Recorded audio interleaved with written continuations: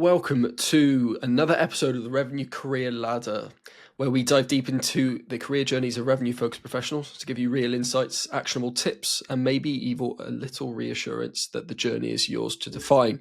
In this episode, I'm joined by Elric Legloire. Hopefully, I haven't butchered the pronunciation. He's shaking his head, and we're going to be chatting about his journey from retail assistant or stock clerk to outbound leader. So, without further ado, how are you, Elric? I'm doing fine. And what about you? How are you doing today? I'm good. I think you're only the second person to actually ask me that question in return, so it's very much appreciated. I am good. I'm off the back of a skiing holiday last week, so my brain is still not quite computing, and the keyboard and mouse still feels a little bit weird to touch. But apart from that, recording should be absolutely fine because I don't have to do any keyboard or mouse. How close was I didn't butcher the name, did I? It wasn't too bad. No, that was right. I think you practice, so that sounds good. Yeah, it was only 20 minutes in the mirror before this recording, so right. So we start these episodes with your first ever job, which we've already touched on was stock clerk or retail assistant. So tell us more about your literal first ever job. Yeah, that was I was 17. I was looking for a job for the summer, and that the first job I got. So it was interesting. I learned a lot, I would say, because at this time I didn't know what I wanted to study, but also do as my job later. So it was great. I think a great first experience. When you say you still didn't sort of have it figured out, in the UK, 17, we'd either still be at school finishing A levels, or we would have left school.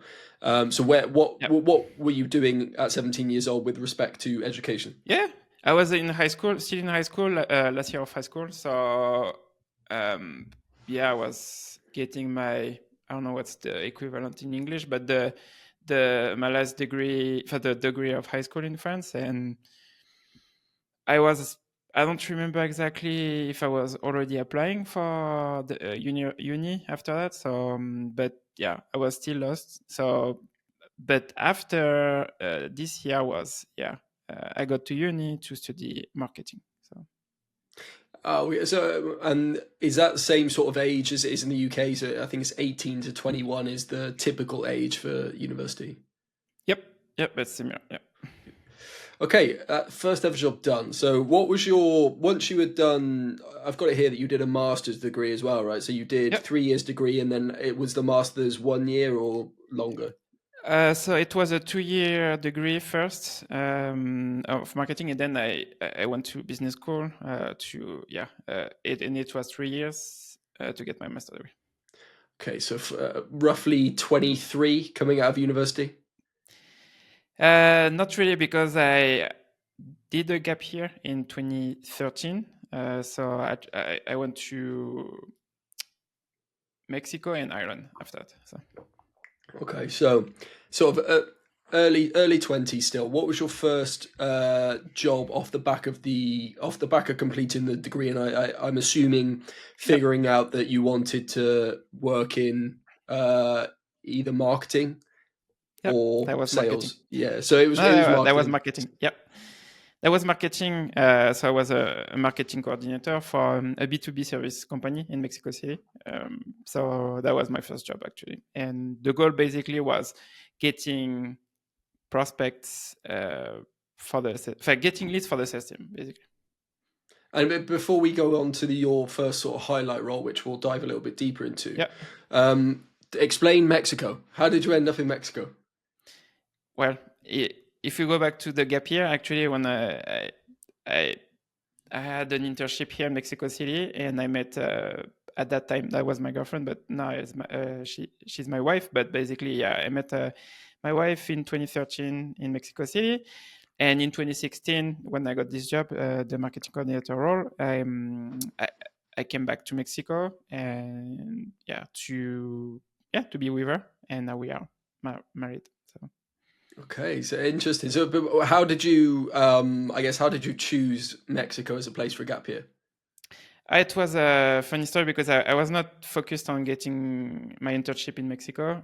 So I wanted to get an internship in the US, and I found like I don't know why specifically Miami, but I was focused on Miami and Florida in general, and I found like a database of French companies in Miami, and so I was contacting, enfin, cold emailing the whole list, asking if they were looking for interns.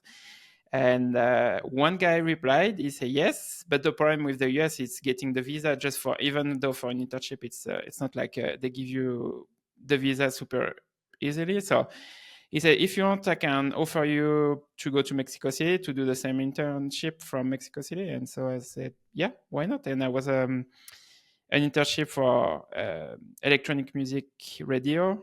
So it was an interesting internship. So yeah, had a lot of fun with this internship. Yeah, interesting. I was trying to piece together how a Frenchman ended up in Mexico, Yeah, that and was it was luck, I would say, luck or whatever you call it. But it was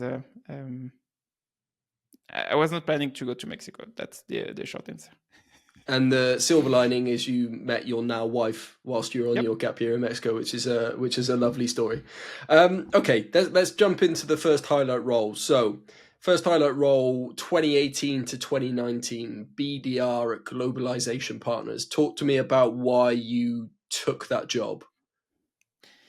Yeah. So actually, if we go back to the other role, the marketing coordinator role, I really, I'm just giving context why I took this role, but because why marketing to BDR role? Basically, like I mentioned, they hired me to get leads for the sales team, and you can get leads from marketing or from prospecting. And I studied marketing at school, at business school, uni. But the problem is they give you these marketing projects, and they say, "Oh yeah, you have €1 million, £1 million, $1 million to run this campaign." But I joined an SMB company, and they told me, "No, we don't have any budget." So you have what they show you at school, and then you have like the reality of working for an SMB. And I started to go online, look for, I don't know, marketing strategies. I started to study just basically to find new marketing strategies with no budget, basically. And at some point, I found a book, Predictable Revenue, written by Aaron Ross, the first sales leader at Salesforce. And I said, yeah, maybe I could try that, because you don't need the budget. You just need to have like a tool to find emails. You need LinkedIn to find people who is the CEO, the right person to go after. So I just basically apply the book to this company, and I started to get like 15 meetings a month just by basically copy pasting the strategy of Aaron Ross to this company. Translating the strategy into Spanish, because I was working on the Mexican market.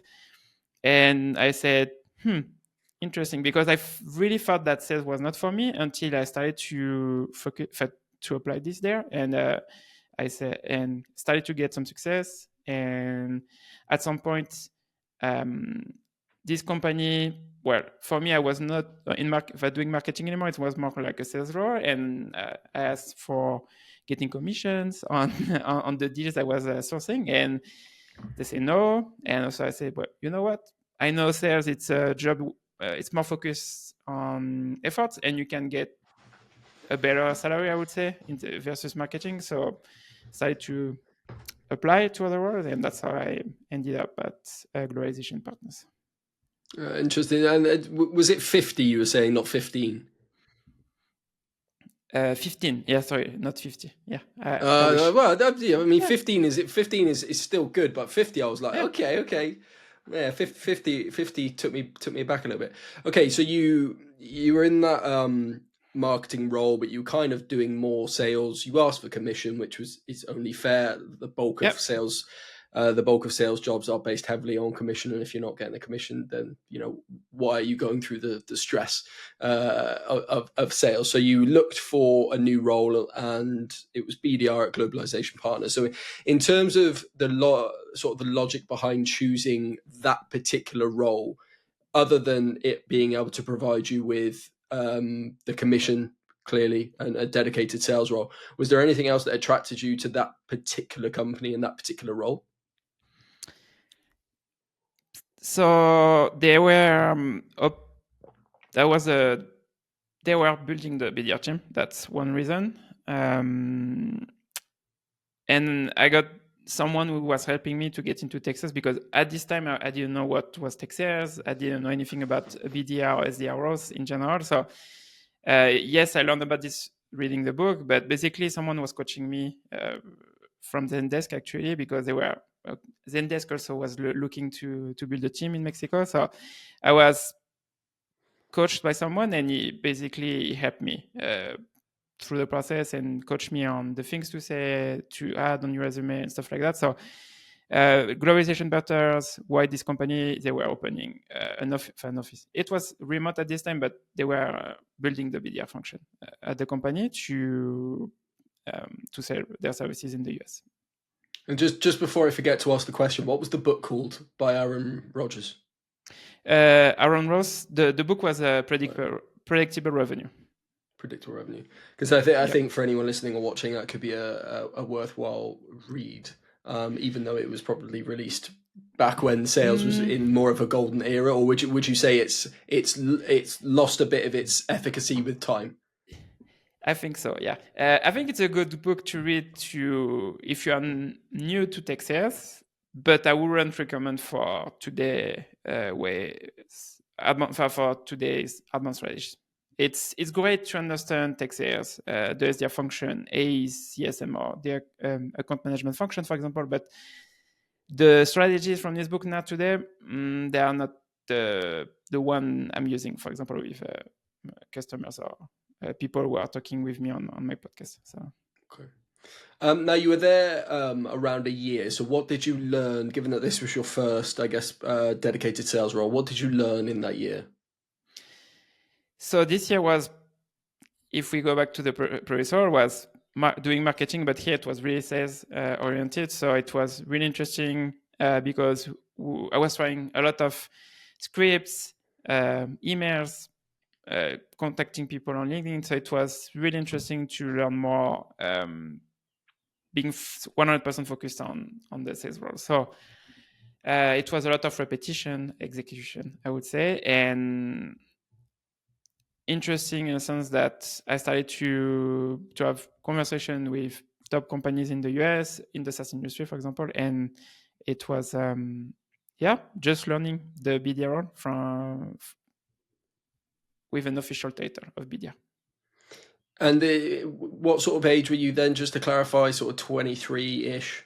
No, I was, it was 2018, 19, so I was 28, 29, something like that. Okay. I got into Texas pretty late, I would say, if you compare to... But I think that's probably, there's good and bad, but I think the advantages would be that you had a lot more wisdom, should I say, in terms of life wisdom later in your 20s. I think when you're in your early 20s, I think nowadays you can have this misconception that you're going to walk into sales and earn 250k in your first year. And I think later in your 20s and perhaps your early 30s, there's a more realistic appreciation of what you can achieve. So, okay, so you were there a year, which, as we all know, is a relatively short stint. Generally, it's a relatively short stint in terms of sales. It can take 6 to 9 months to ramp up, and then that's when you start sort of hitting the ground running. So what was your reason for leaving after a year?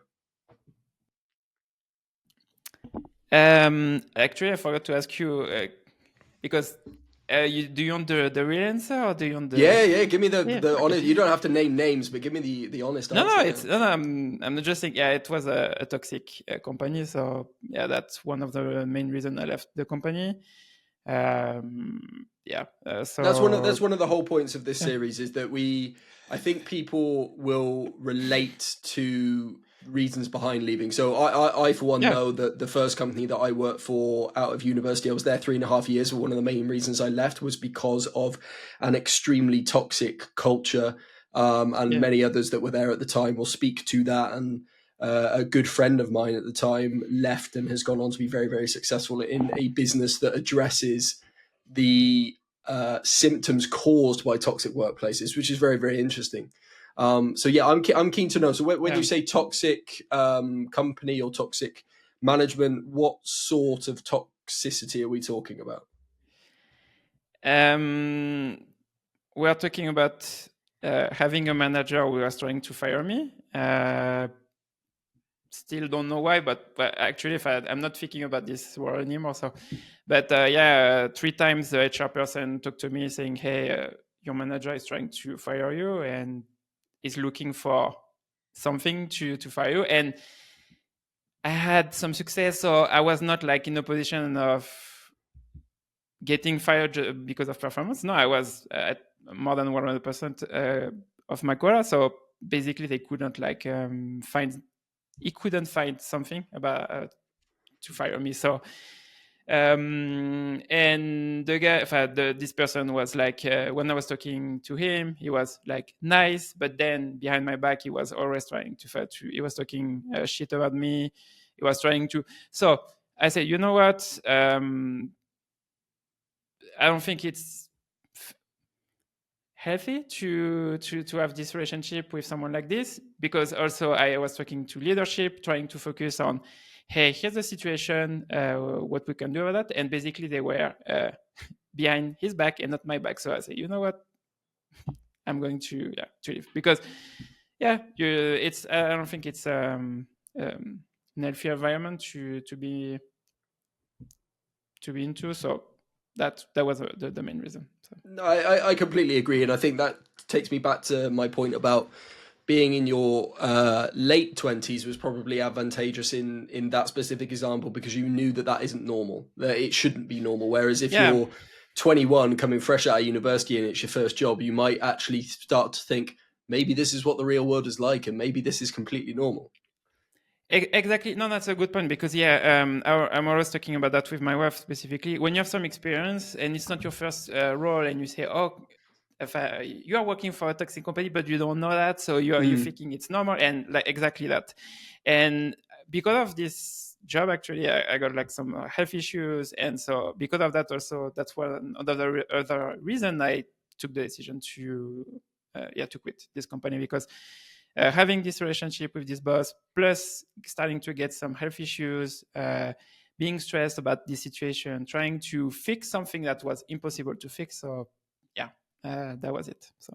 Yeah, and I think hopefully those listening or watching will take, if anyone's going through that or has been through that, I think it would be a very relatable situation. And it's one of those, there are plenty of like cliche sayings, but it's not quitting by any means, just walking away. It's making the brave decision to say, you know what, I'm better than Yeah. this.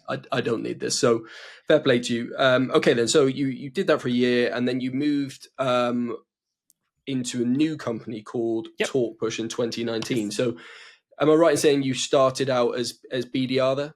Yes.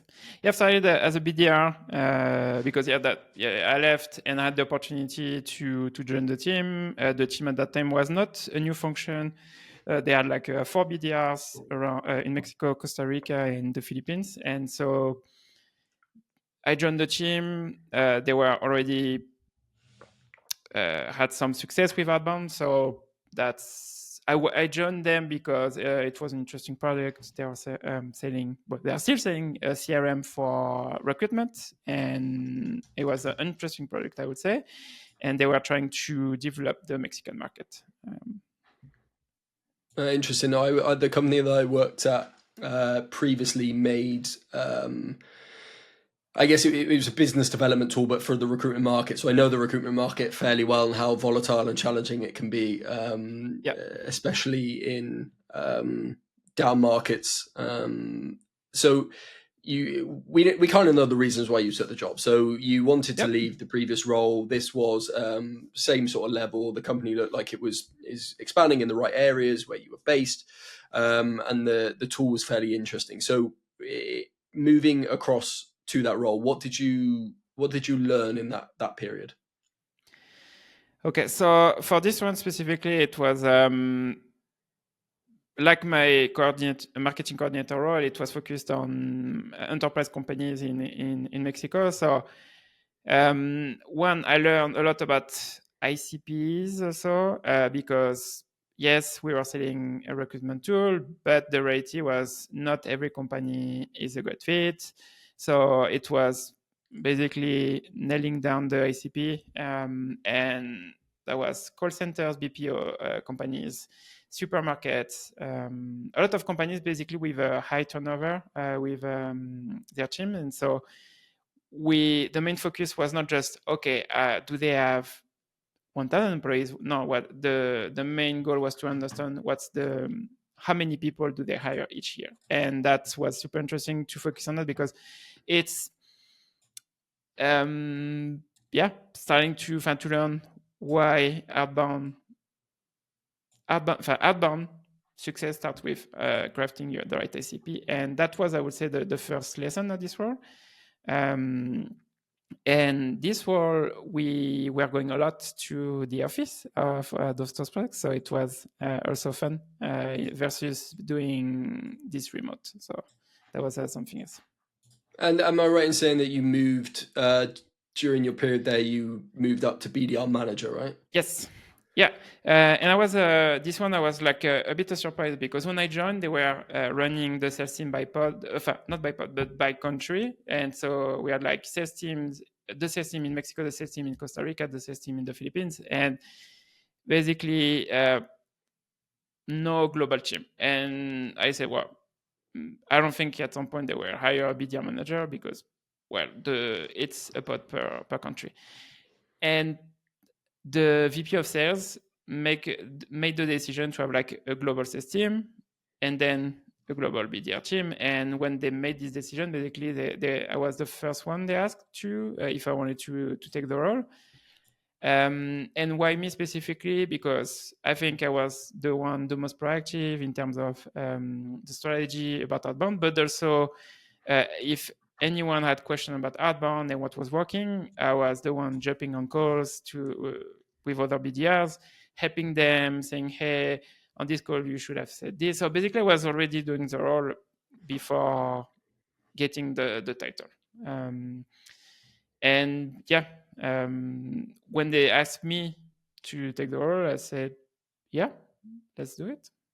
So you were about how long into the role was it 4 before months. they offered you that? 4 months. So Yeah, you 4 were months. a year and 4 months into your sales career, Yep. roughly a year and let's say a year and a half before you were offered BDR manager, which is a fairly, it's a pretty big jump up for someone who's only been in sales a year and a half. So what was different about being a BDR versus a BDR manager that you had to adapt to?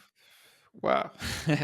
A lot, because for me it was first time I was a manager, and I think I was talking about that on another podcast a few weeks ago. And for me, being a manager and being in sales is completely different. It's a new role. Obviously, you need to be. I think maybe you don't need to be the expert of the role, but you still need to understand the role. You to be a good leader, I would say. But being a manager and this role, actually, I don't think I was doing a good job. But yeah, if we are self-reflecting on that, for me it was a completely new role. So, and if you talk to people who get to their for the first time manager role, most of the time it's okay, you are the top performer, you're doing this, okay, go figure out, and that's it. And you need to figure out how to run one-to-one meetings with your team, how to weekly calls with your team, training, coaching, hiring, and a lot of things. And so it was. I'm still figuring out outbound, but now I need to also figure out being a manager. So I would say it was challenging because it was a lot, and because it was a small company, you maybe don't have the enablement function to support you to be successful. So, but it's not an excuse to say because of that I didn't learn. So yeah, I was booking calls with other BDR leaders. I bought like, I don't know, 5-6 books on leadership, hiring, sales leadership to also figure out. And yeah, it was a lot of learnings, I would say, moving to leadership at this company. Yeah, I think those who haven't been in management or leadership positions before probably won't appreciate the level of being a friend, being a counselor, being a mentor, being inspirational. All these things that aren't really on paper on the job description, but you have to handle when you take on direct reports. So Yep. as I said, I can imagine only being a year and a half into your career and then taking that on must have been a challenge. Okay, then. So I can see you were there again, roughly a year. So Yep.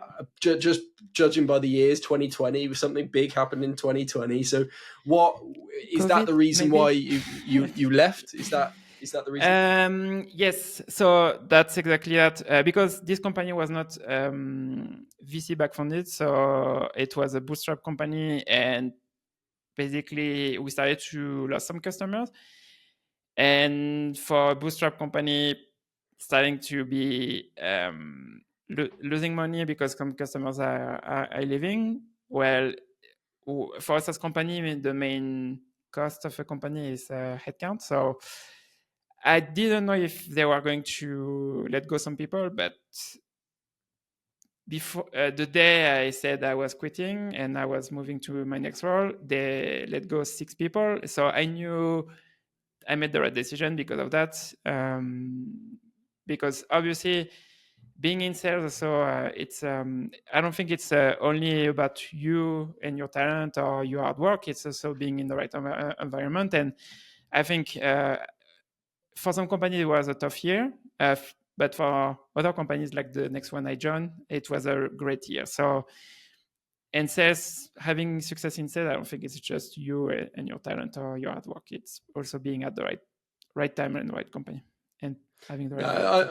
I'm very, very interested to talk about your next highlight role because I've been a user of this tool. I've been following them for a good number of years. I know a few people there who are all great. I think the whole team seem very, very, very cool. So we're going to be talking about Chili Piper, and I think most people listening or watching will recognize the name.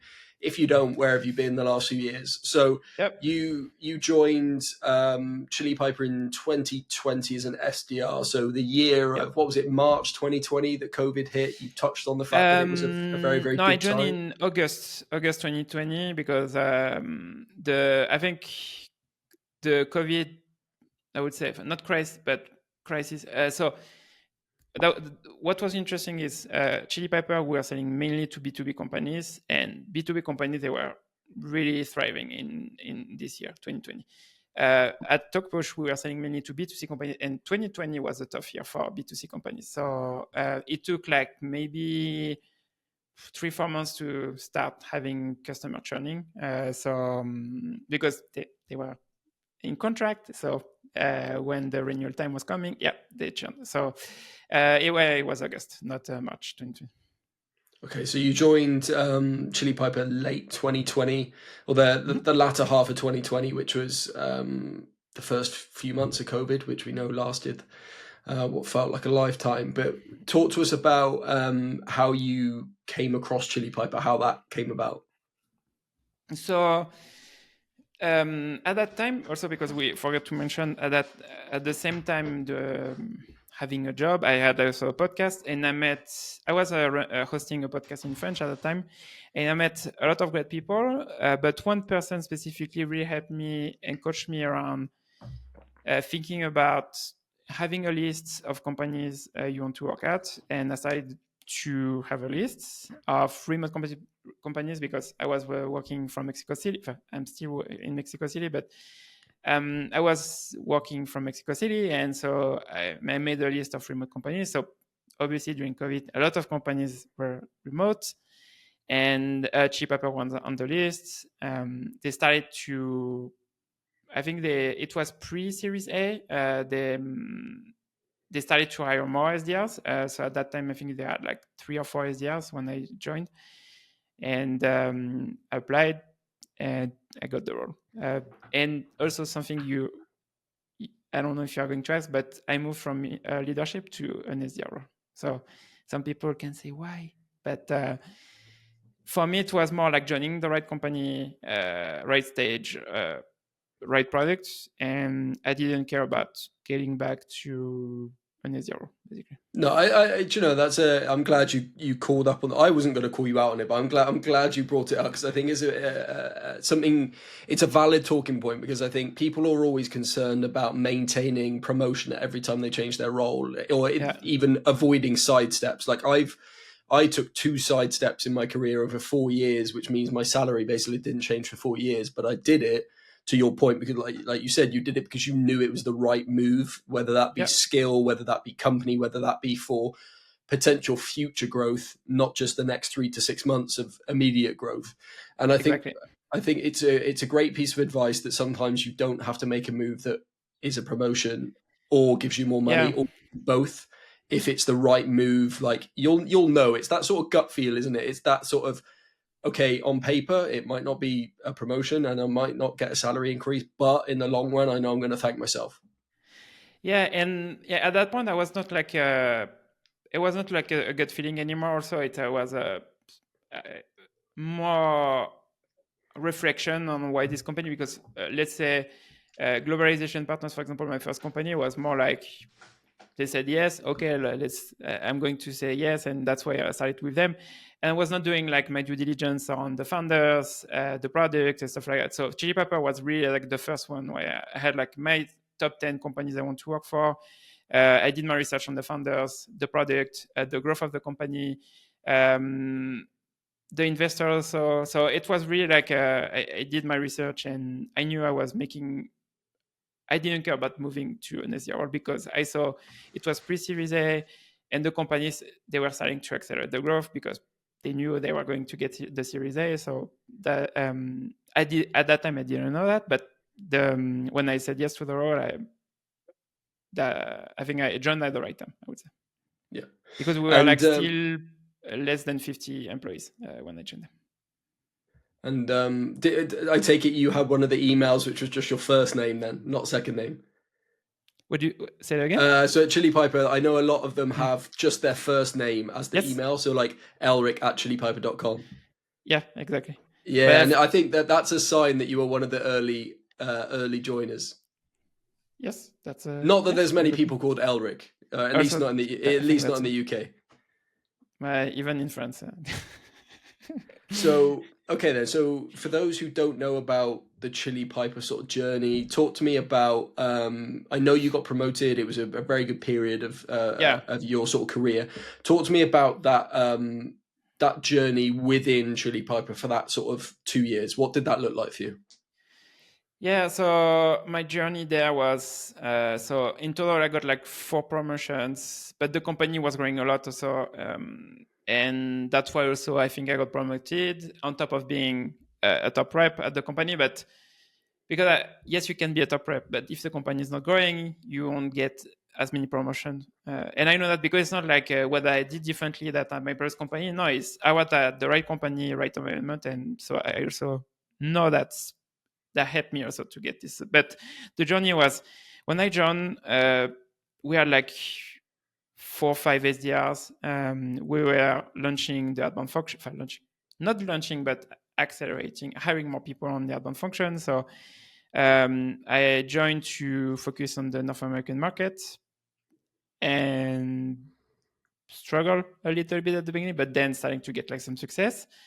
And then I got promoted to team lead, then to manager to manage the EMEA region. And then the last role I got at Chili Pepper was enterprise. I was leading the enterprise motion at Chili Pepper.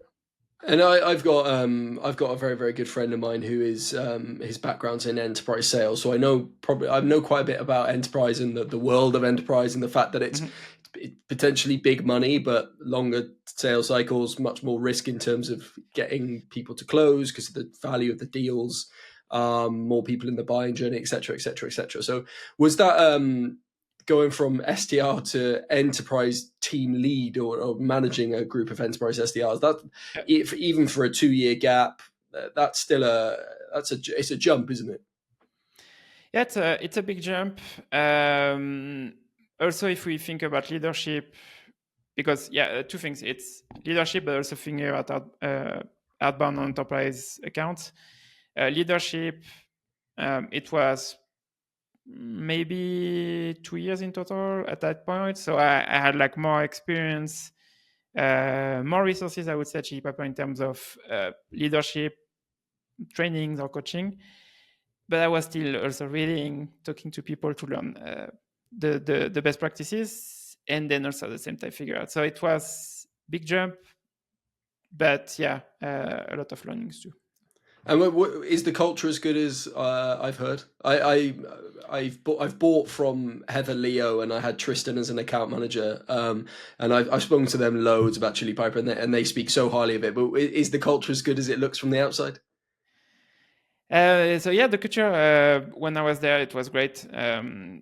Tristan actually was I was working with him on the enterprise team and also the EME team when he was on the SDR team. So I had a lot of fun working with him, and I met him a few times. We met in France and in Italy also. Yeah, he lives in Milan, doesn't he? Very lucky man. I think I'm sure he said one of his parents was Bostonian, and then his other was it's from Boston, Italian. Yeah, I mean that's a great mix, Bostonian and Italian. That's a good mix. Okay, so you got promoted 4 times in 2 years. What happened? Why on earth did you decide to leave? Like, what was the end point? Yeah, so I got laid off actually. So it was not like my decision around where I was leaving, but the company grew too quickly. So they made the decision to let go 20% of the company in when you say November the company, grew too quickly, what do you mean by that? Headcount and the growth, because you have the headcount, they hired too quickly, and the growth was not following up the headcount costs.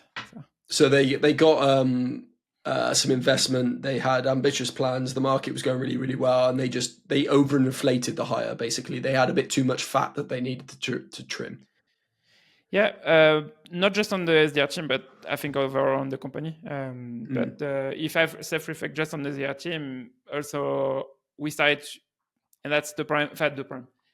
When you hire more people on the team and the SDR team, because that's where I have more experience, it's not because you had more people that you will get more results. Every time you hire more people, the efficiency is dropping. So that for the SDR team, I think that was also one of the reasons. Enterprise, for me specifically, asked to the VP when he made the decision to let me go. I say why, and because I wanted to understand. I'm always like trying to understand what I've done wrong, and basically the enterprise function at that time was not producing enough ARR. So obviously, when you have the decision to cut some jobs, obviously you're going to focus on first where you are not getting results. And enterprise at that time was not a successful motion because we were just starting. And enterprise, it takes 18 months to 24 months to start getting results. So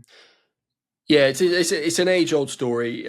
You get investment, and it's that battle between need and want. So it's the roles that you actually need in order to scale are vastly different from the roles that a leader might want. So it's like it's like a kid in the candy store, right? You say to a kid, "Here's £100," and you put them into a sweet shop. They're going to spend £100 on sweets, even though it's going to make them feel sick. And it's exactly the same methodology of if you choose to spend that investment in very, very like specific roles that you take the time to understand, you tend to mitigate the chances of having to lay off. And you made a point there about the enterprise function. It's one of the most expensive parts of the sales function.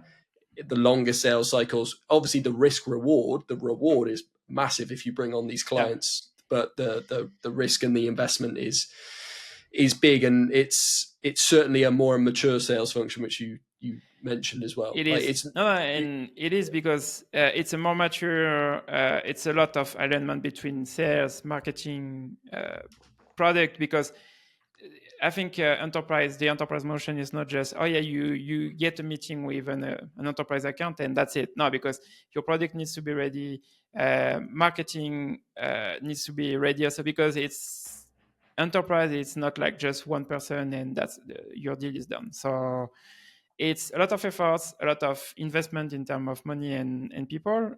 So yeah. And it's obviously there's a lot, as an early stage company, you're going up against legacy companies that have been in the market for 10, 20, 30 years. They've got all the accreditations, the ISO, etc. And as a new company, it can be quite costly in the time taken to get all of these accreditations and things, security, whatever, to be able to meet the needs of the enterprise companies. Yeah, I would say for this side, I think we were good. I think the main difference, because the biggest competitor at that time was Calendly for the enterprise motion. So the problem we had was we didn't have like a PLG motion, so we are only SaaS led, and actually, and Calendly at the opposite was PLG led. So I'm not saying that's the only reason, because obviously you have other reasons to lose deals. But if we were against Calendly, most of the time is the team is already using Calendly because it's a PLG led. You don't need to get a contract to start using Calendly, and sometimes they had 100 users of Calendly against us, and is okay when you are a VP at a SaaS company, enterprise account, and you already have like 100% saying, hey, we love Calendly. So it's hard to compete at some point. Obviously, I'm not saying it's not, it was impossible, but it was one of the challenge, I would say, we had. Yeah. Okay, so a couple of years at Chili Piper was really, really successful in terms of a development sort of period for you. Now you moved across to CasterDoc. What was the role that you went in at? Funding BDR. So the company was Series A, post Series A. They were starting to invest in the go-to-market team and building the outbound team specifically. So I was one of the first. I was the first BDR actually hired to build the outbound motion. And it was interesting because here I was only, before this role, I was only focusing on business team. So Chili Pepper was go-to-market, revenue leaders, marketing leaders. Before that, TalkPush was HR leaders. Before that, Globalization Partners was finance leaders, but also HR leaders. And now I was first time selling to a technical buyer persona. We were selling to data leaders. And most of the time they work with the IT team. So it was challenging, very interesting, because I know going to the data market, working for data products, I was into the ecosystem of Snowflake, Databricks, BigQuery, those big players in the market. For my benefit, what did CasterDoc do? So it's a data catalog, and basically it's we are not data leaders, but just to explain, the main benefit I would say of using data catalog is when you start to be a company, a data-driven company, and I'm not saying just because before joining CasterDoc, I felt I knew what was a data-driven company. After working with CasterDoc, I started to understand what's a data-driven company. But basically, when you start using a modern data warehouse like Snowflake or Databricks, and you have a pretty big data team, you start having a lot of data sets around your tools, and it's pretty tricky to find what's the source of truth, which dashboard to use, what's the definition of revenue at this company. And you might think, yes, it's already set up for all companies, but it's not. And basically, CasterDoc was helping with all of that, is finding the right assets, data assets, finding the right definition. So, for example, for the marketing team, the MQL definition, CasterDoc was helping with all of that. So it was helping with documentation, finding the right data sets for the data team and the teams they were working with. And we were working mainly with SaaS companies, fintech companies, and e-commerce companies. data teams. Interesting. Yeah, do you know, I would find it not difficult to market for that industry or for that particular product, but it doesn't excite me. Do you know what I mean? No, I understand. But for me, I was really interested because it's not as a user, working on the business side of the company, it's not a pain we are feeling, I would say. On the data side, yes, it is. But actually moving to leadership, because I actually at my next company after CasterDoc, we had some issues with similar issues we were solving at CasterDoc was we had like 100 dashboards. Which one is the right one to use? Do you trust it? Because if you are using a dashboard that is not connected to the right things, it's not accurate. So, and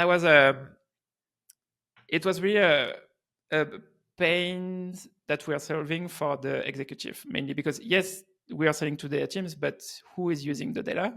The exec team at those companies.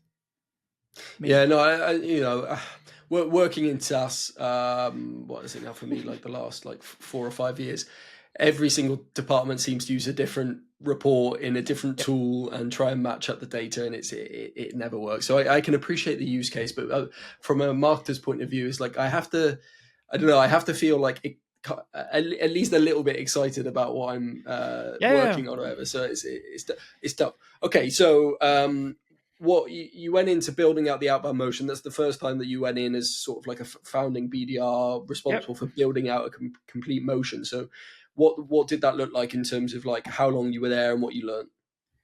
So I was there for a year, something like that. So it was less than a year. Sorry, it was interesting because they didn't have anything in terms of outbound, so it was starting from scratch. So it was building everything from scratch. So trying to figure out the ICP, because even though you are joining it was a new company, and that's a trend I've seen with early stage companies. They think they understand the ICP, they don't. So it was really nailing down the ICP. That was one.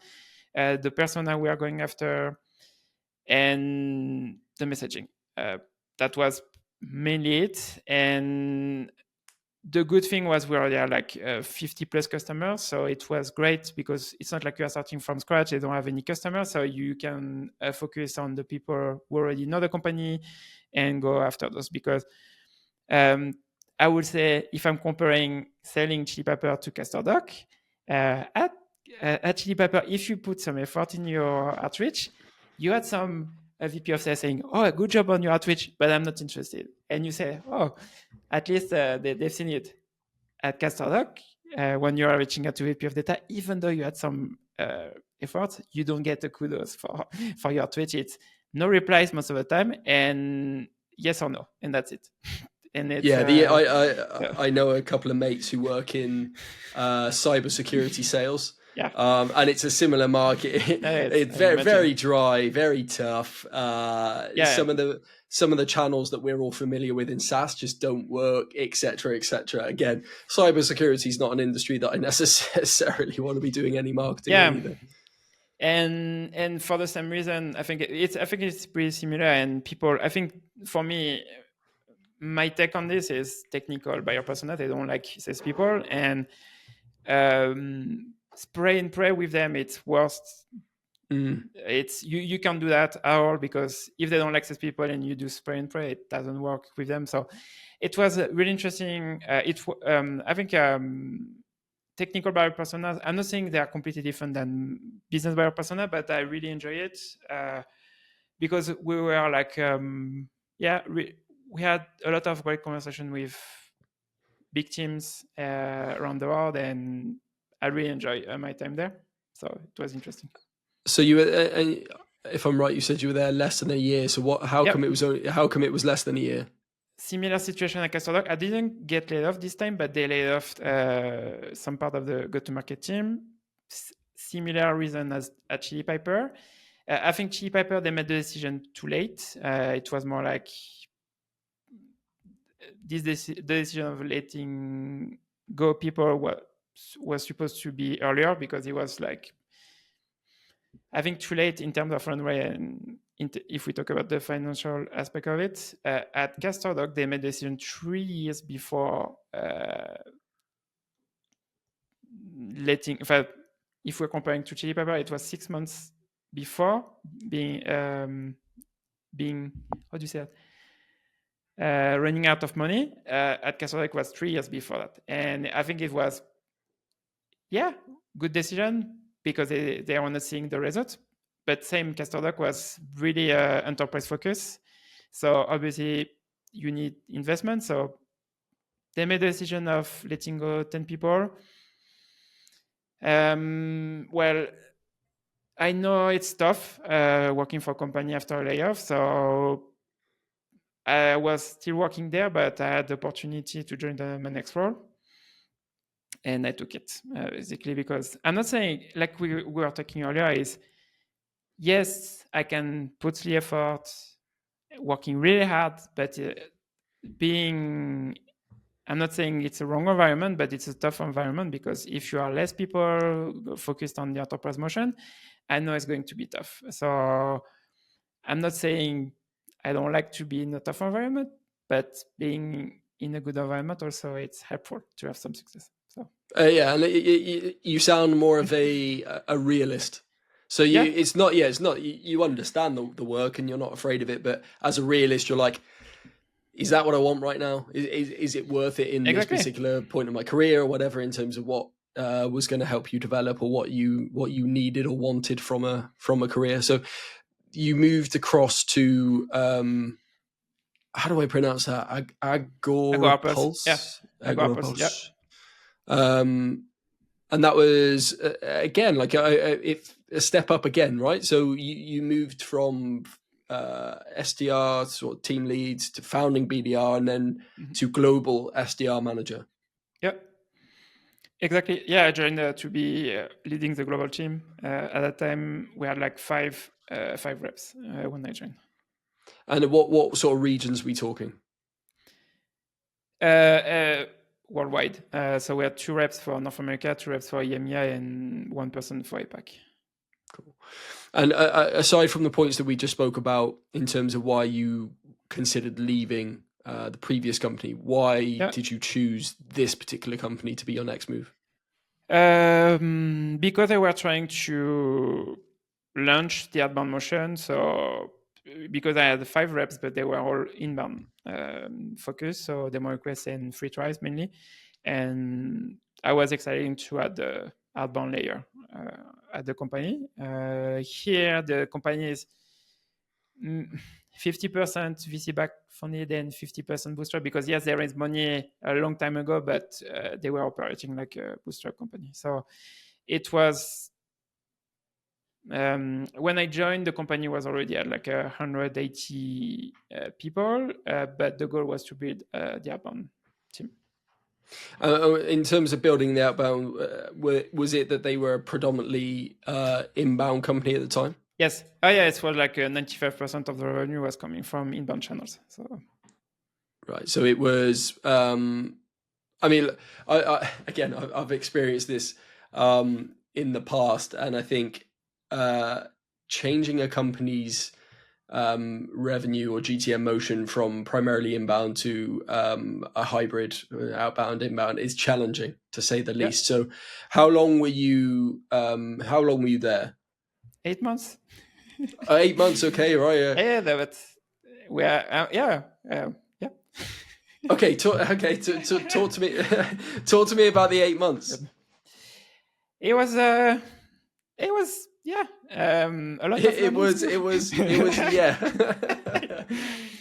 No, yeah, because we are going to talk about why I left, but yeah, the short answer is I got fired. So it was 8 months, interesting, a lot of learning, because I was working directly with the CEO and the VP of sales. So it was a lot of learning, but yeah, like you mentioned earlier, it's switching from inbound. It's not switching, but it's adding the layer, because we are not removing the inbound motion. It's on top of it. We are going to add outbound, and it's yeah, it's a challenge, and in terms of having the right people, building the processes, having the right tools, because for inbound and outbound, it's two different ways of reporting, but the tools, but also the skills you need for your team, they are different. Yeah, and the skills required for a true outbound sales reps are, they're actually quite difficult to come across a very, very good outbound sales rep. So, all right then. So you said it was a great opportunity to learn. You were working directly with the VP and the CEO. I take it the 8 months stint was just a case of it wasn't the right fit for the company and for yourself in terms of that particular role. Would that be right? Yeah, I know we are going to ask if I to have some question on self-reflection after that, but I think I didn't do enough due diligence before saying yes to the role. So, but some goals that I had on for my team was not achievable. So, and we can talk about that and say why or not. But I think the way they give me the numbers, I didn't do enough due diligence about changing those numbers. I was more because the other company I was working at, I said, yeah, I don't think the company is going to be tough. So I was maybe looking for an alternative, and I say yes too quickly, I would say. So Yeah, it's an all too familiar story of when you're looking for your next step because you're not necessarily entirely happy where you are. You might yeah, overlook certain things, or you might yep, it's that rose tinted glasses of it looks better than it is because you're in what you think at the time is a worse situation. But yeah, not the only reason I wanted to talk about it is because I think it's very, very common, and it is complete reality, and just the way the market is, the way that the sales profession is, that I think you could speak to 100 people in sales and a good 90 plus of them would have been fired at some point in their career. That's just the reality for yeah, sales. So it's completely normal. I'm not highlighting it because of any other reason other than for people who are considering going into sales, or for people who are very early on in their sales journey, sales career. Be yep. prepared to be fired. Like, it's very, very common. Yeah, no, and I agree with you on that, and I think also it's. I was listening to a podcast like last week, and they were talking about that on the podcast. They were talking about as when you make a decision to join a company, you should do the same work as a VC company is doing on the company when they decide to invest the money into a company. The problem when you join a company, it's you invest your time, and it's not you can work for 3 companies at the same time, and that's why you need to do more research, I would say, before saying yes to a company. So, Yeah, I think and I think that was my biggest mistake with this role, actually. So, yeah, I was on a previous episode, and I've listened to other podcasts, and there's this growing trend now that in an interview, it's not just the company interviewing you, you're interviewing the company as well. oh yeah, So when a hiring manager or a recruiter or someone in TA says, have you got any questions for us? That is the prime opportunity for you to grill them. And I mean grill them. Like, this is the place you're going to spend 40 to 60 hours a week for the next, hopefully, few years building your career. So you have to get as much out of it as they get out of you. So to your point, to definitely use it as an opportunity to do your due diligence. And if you've got any questions, ask the questions. I noticed that you flatlined on your revenue for a couple of years. Why was that? I noticed that you reduced headcount last year. Why yeah. was that? Because all of these things are publicly available. You can find them on LinkedIn. You can buy them on Companies House in the UK in terms of people's revenue and your balance sheets and all stuff like that. That's true. Even though I did that, it was not enough. And when I say due diligence, it's going deeper than that. So give us an Because example. Give us an example. So yeah, because I know that was one question we are going to talk about after, but specifically for this company, something I didn't challenge them on the goals they give me, because basically they told me you have 5 reps. The goal for this team is X. But the problem with inbound, because if you think about outbound goal setting for SDR teams or BDR teams, so inbound versus outbound. Outbound is you have 100 accounts, you know your conversion rate, you know how many accounts you need to get X amount of meetings. Inbound, it's different because inbound, it's not like you say, oh yeah, I need 1,000 accounts to get my results. No, because how do you get demo requests? That's the marketing efforts. Most of the time, it's the ads, LinkedIn ads, Facebook ads, whatever they are building. But all the programs they are running, marketing is running, is going to produce X amount of demo requests per month. What I didn't do well is they say, yeah, we have five reps, and their goal is this, and their achievement is this. I'm not sharing those numbers because unfortunately I can't. But my point is they were really low in terms of the quota attainment. But the problem was, yeah, but is it really the team the problem, or do we have enough efforts from marketing? But the question is not marketing is doing enough. No, it's the real question is, do we need 5 reps for inbound? And the answer was no.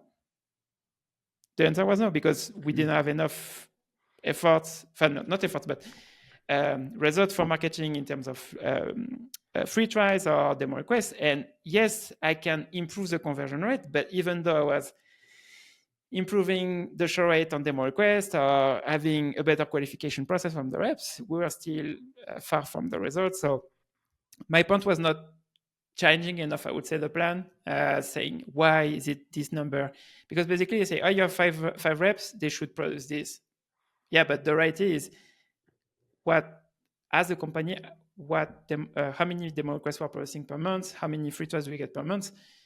It's not because I'm going to add 10 inbound SDRs that we're going to produce more, because unfortunately, inbound reps doesn't work this way. So, and I didn't, I would say, had enough experience, I would say, or knowledge to change that at that point. But the answer was, we need 2 inbound reps, and we need to produce what's missing, 10 to 15 outbound reps.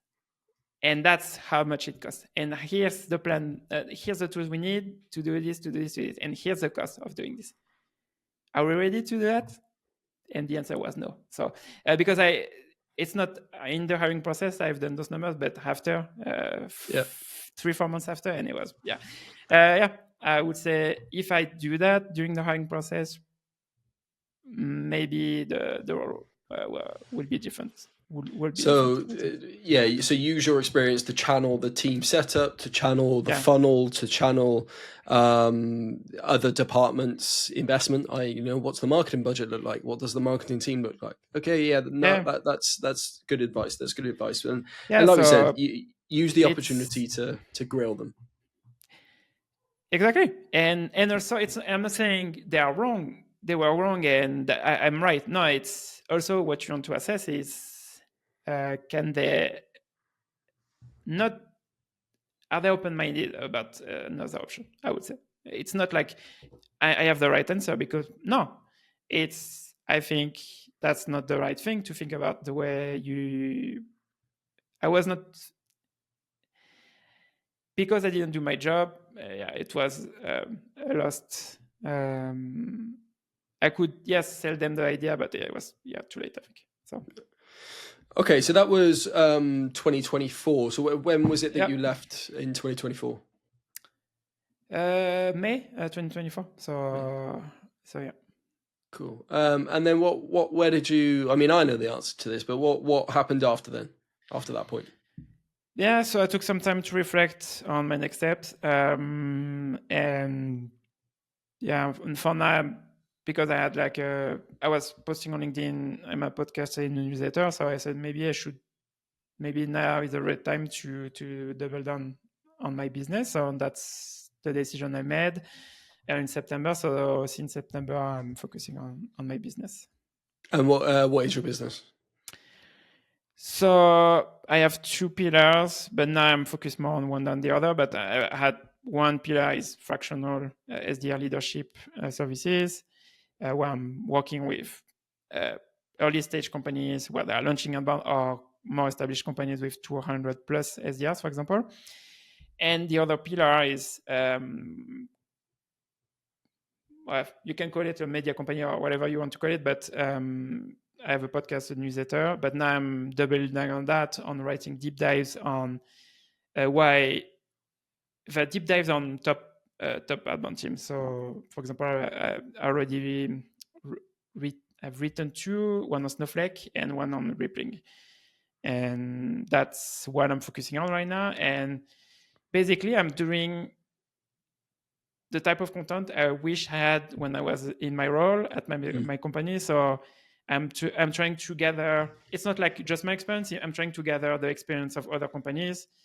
Obviously, Snowflake, they have 300 plus SDR, so you can say, yeah, maybe it's not applicable to my business, but you still have the way they're thinking about outbound. You can still apply that to your stage. But basically, I'm trying to gather, like when I'm, for example, I've written like the SDR career path. I gather the information from 20 SDR teams, and I written like a deep dive on that. And here, here's what you can do, basically based on your stage. Here's the example of Snowflake. Here's the example of Rippling, for example, and you can use that for your company. And that's a lot of resources that I didn't have when I was doing my job, outside of just talking to SDR leaders. Now my goal is to really like make it really great, I would say. Interesting. Okay then, right. So we've done a bit of a deep dive walkthrough of your sort of career path over the last sort of 10-ish years, and we usually finish off these episodes with a roundup for some quick fire questions. So question number 1 is top 3 tips for career progression. Top 3 tips for climbing the career ladder. Number 1 is join a growing company. And bonus point if it can be a growing market. Example, when I joined Chili Pepper, the company was growing, but the market also is growing, because companies can grow if the market also can grow. But obviously, the company can grow even though the market is not growing. But that's number 1, because if the company is growing, they will add more people. If they add more people, they will hire for different roles, management roles also. So that's number 1. Obviously, you need to get some success in your role, because if you want to be the first one they are thinking about, you need to have already some success. But you need to be also vocal about it, because if you don't say what you want to do, you won't be the first person they are thinking about. What I mean by that is when I moved to leadership at Chili Pepper, I was saying, yeah, I want to move to leadership. And so I was always one of the first ones they were thinking about to those promotion, because I was sharing why I want to, what I want to do next. And I was also proactive on this, because it's not just I want to do it. If we go back to TalkPush, when I said I was already coaching the rest of the team, even though I was not a manager, that's my point, is you need to coach already people. You need to share what's working for you. Obviously, I'm not saying that's the only part of the role, but it's an aspect of it. And last one is, I think it says, if we go back to being in the right environment, having a strong sales culture also in the company is so super helpful, because I'm not saying being in the right environment, it makes sales super easy, I would say. And I've been part of companies where the sales culture, it was not great, like my first company. Well, it's tough. Chili Pepper and the rest of the companies where we had like great sales culture, and I think it makes it helped with making the job easier, I would say. Yeah, it's interesting. Your second one there about taking on tasks from the job that you want next, and not just focusing on the tasks at hand for your current role. That's come up quite a few times, and I think it's not only great for career progression, but I think doing the tasks of the job that's sort of next makes your current job way easier. So I think and you know why? Go on. You know why? Because now I've hired more than 30 reps. And one aspect when I am hiring for my teams most of the time is I'm not just analyzing the person based on what they're saying, but what they are doing in the hiring process. Because it's easy to say, oh yeah, I'm a curious person. show me. Because it's easy to say, hey, I'm a curious person, but show me some examples. And that's why I'm saying that, because it's easy to say I want to be in leadership, but you are not showing it. You are not doing, you are not already coaching reps or helping with hiring, for example. Obviously, you can do a lot of things, but saying it and doing it, for me, it's two different things. So.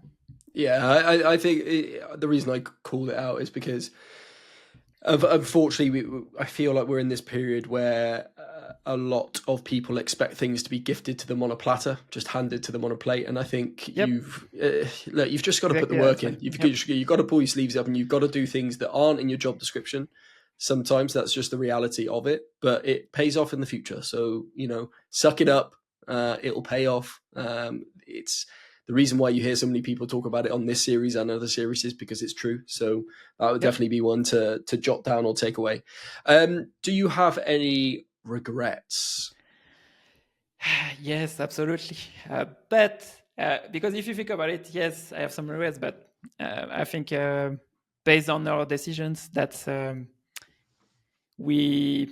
would say, we are. How can I say that in English? I'm here because of the bad and great decision I made. So, but yes, I have regrets. So, one for Chili Pepper. If we go back, we talk about the enterprise team. They were sharing internally the financial deck they were sharing with the board. So, one is, if I read it correctly, I knew it was coming, and so I joined, I would say, the wrong team, unfortunately, but that's the way it is. So my regret is picking the wrong team. And if I was on the team producing revenue, maybe I will still be at the company, but that's the way it is. Lesson learned. Agro-appers, like we said earlier, I said yes too quickly, didn't do enough research, or I didn't change enough the plan for the SDR function. And I think also at some point in my career, I was approached by other companies, and I say no too early. And when I see where they are today at those companies, so I have two. One is Deal, and the other one is Databricks. And if you know where they are in terms of stage today, you could say, I think it's a regret in the sense of where I could have tried at least to get into the hiring process. I was happy at that time at my other job, so that's the way it is. But I would say that's my regrets. But I think I'm okay with those decisions, I would say. You're at peace with the decisions, but if you were going to, in hindsight, if you had the same decision put in front of you now, you might make a different one. And I think because you have all the data. 100%. You've now got the data, and you've got time and wisdom and things. Exactly. But I think 100% of the planet would say the same. So exactly. Okay, because Databricks and Deal, for example, if I did my due diligence on those two companies, Deal and Databricks, the growth rate was really insane. But yeah. I like the phrase sometimes, like, it is what it is, because you can't go back and change it. But like you said, every decision that you've made has got you to where you are today. So exactly. Yeah. Okay, so what's the next step for you? Building my solo business. That's my focus right now. So really enjoying it. I know it's still early. Sometimes I'm thinking, did I make the right decision? But I know every time that I'm talking to someone building their own business, it's the best decision they made. So that's my next step for my career. And do you have an ultimate end goal? Because I think not everyone will. Some people are very, very fortunate that they know an exact title or an exact place, career, industry that they want to get to. But do you have like a top of Mount Everest that you want to get to? I know the things I don't want, but I don't. Maybe I don't have. That's perhaps more powerful that you know what you don't want. Yes, exactly. So I don't want to have like an agency or running a big service business company, because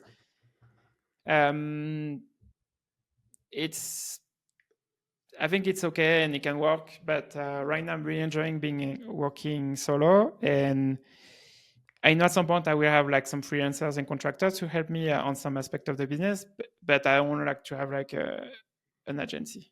That I know completely. I don't want that, because most of the time I'm talking to companies running service businesses. They are working too much. Yes, they're making great money, but they are not happy with the situation, and so I think it's if I'm building a business, you can do a lot of things, but that's talking to founders of service businesses. I'm not going to follow this path. So this one, I know. No, it's one of the most high stress sort of, I don't know, company setups that you can have. But for example, but I know like for me on my side doing my small business, I know I want to make more episodes on my podcast, having better guests. So I really to improve I'm working on improving the quality. I'm already at what I'm doing. The problem with that is, unfortunately, I don't have enough hours in the week today to do it. But that's why also at some point when I will have enough cash, I can have more freelancers or contractors who help me produce more quality on what I'm already doing. Yeah. Okay. Well, look, it's been really, really interesting to talk about your career, and I appreciate the honesty and the openness in terms of talking about being fired. Like I said, it's not my intention to twist the knife. It's just I think it's very, very valuable to talk about it for those listening and watching. So I appreciate the candidness. Yeah, of course. And if we think about that also, I'm trying also to, because it's easy to blame the company or blame the situation. Also, sometimes it's also you made maybe the wrong decisions, or maybe you did something wrong. And I'm always trying to focus on what I did wrong instead of just blaming. So it's obviously it can be both, but. Well, look, it's a very, very mature outlook on in terms of the self review, and I'm trying to think of the phrase, but in terms of like self review and self awareness, that's it. Self awareness, very, very high self awareness, which is brilliant. So, for those listening or watching or reading, thanks for tuning in. We hope you've enjoyed the episode, and we will catch you in the next episode. And thanks for the invite.